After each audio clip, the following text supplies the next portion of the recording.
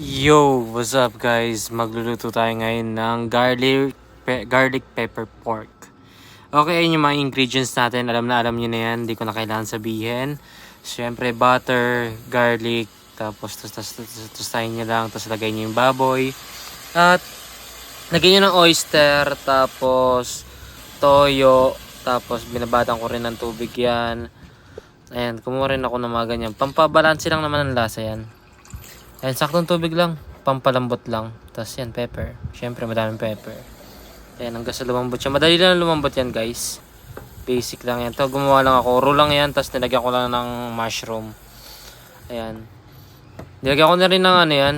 Beef cubes yan. Halo-halo, tansya-tansya, toyo. Ganyan lang. Tapos lagay nyo na dyan. Lagay nyo na yan. Ayan. Let's go. Kitang-kita nyo naman, guys. Napakasarap niyan. Tapos syempre, kaya nga garlic pepper pork, overload ang garlic natin at ang pepper. Ayan guys, napakadali lang lutuin. Basic na basic. At ibahin nyo naman luto nyo sa baboy. Wag puro adobo, tsaka sinigang. Ito naman. Yo!